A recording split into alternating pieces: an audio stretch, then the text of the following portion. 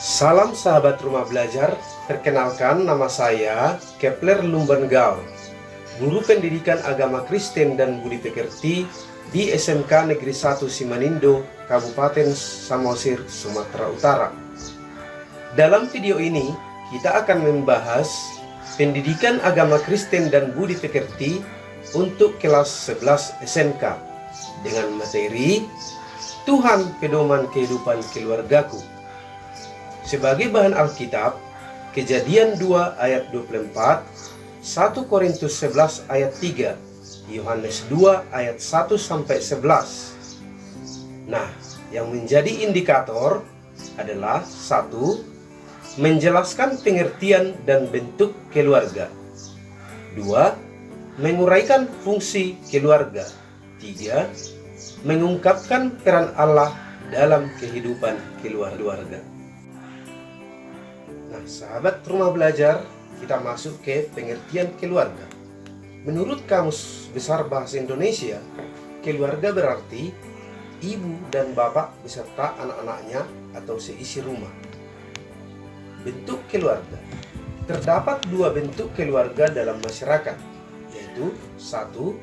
Keluarga inti, yaitu kelompok yang terdiri dari ayah, ibu, dan anak-anak, atau keluarga yang terdiri dari pasangan suami istri dan anak-anaknya.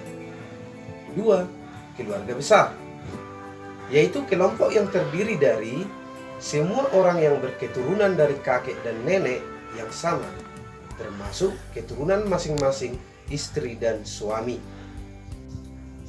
Fungsi keluarga.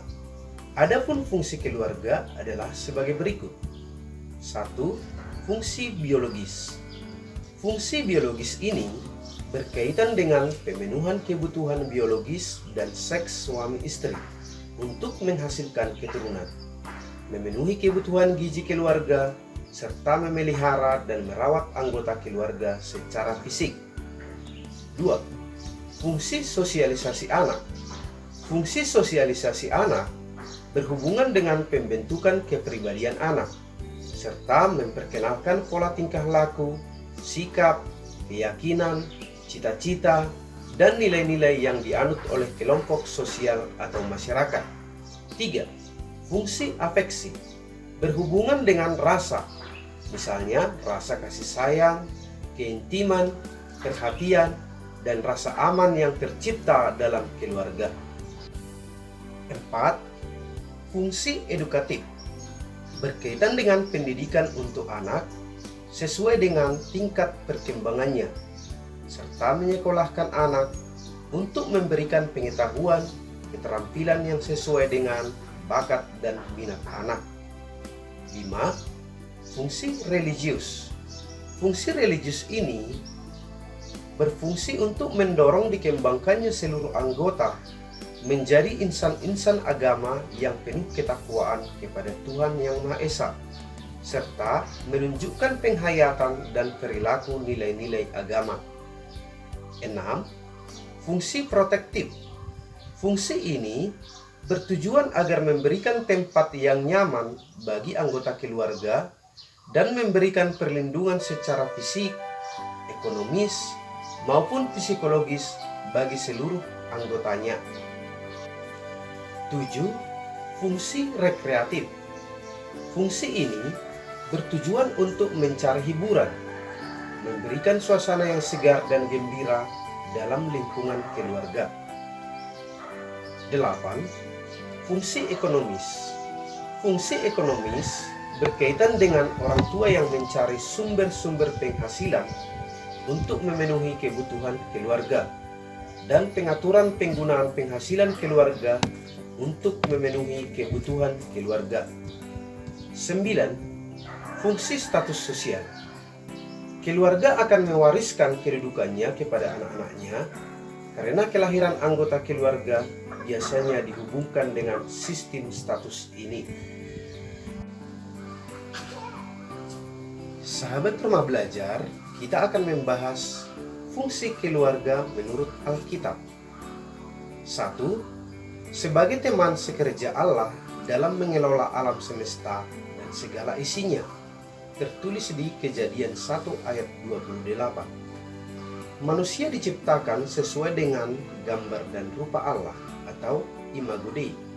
Artinya, manusia merupakan perpanjangan tangan Tuhan di bumi untuk menjaga seluruh ciptaan Tuhan, termasuk dalam hubungan antar sesama dan juga alam.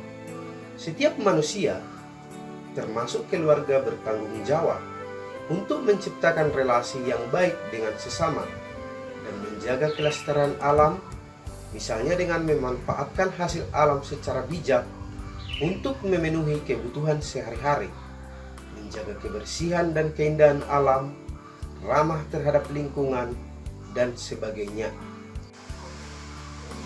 2. Sebagai lembaga pendidik utama dan pertama, tertulis di Ulangan 6 ayat 4-9. Yang pertama, berarti belum ada lembaga lain yang dapat mendahului peran keluarga dalam pendidikan kepada anak.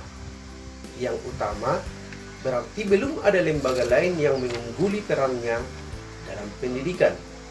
Dengan kata lain, keluarga menjadi lingkungan dasar penerapan dan pembentukan nilai-nilai kehidupan sesuai dengan ajaran Kristiani. 3. Sebagai wadah semua anggota keluarga dalam mengekspresikan kasih, kesetiaan, dan sikap saling menghormati, tertulis di Efesus 5 ayat 22-23, 6 ayat 1-3. Setiap anggota keluarga berkewajiban menciptakan lingkungan keluarga yang harmonis dengan menghayati dan melakukan ajaran-ajaran Kristiani, sehingga dampaknya dapat terpancar dalam lingkungan masyarakat yang lebih luas. Sahabat Rumah Belajar, kita masuk ke indikator yang ketiga, yaitu peran Allah dalam kehidupan keluarga. Dengan menjadikan Kristus sebagai pedoman, pemimpin, dan sebagai kepala keluarga, maka Tuhan akan menolong keluarga Kristen dari segala kesukaran, masalah, dan kekurangan. Kita akan menerima berkat-berkat dari Tuhan. Kita akan diampuni dari dosa dan kesalahan. Kita akan dibaharui oleh Tuhan. Sahabat Rumah Belajar, demikian pembahasan kita dan mudah-mudahan bermanfaat bagi semua sahabat Rumah Belajar. Salam.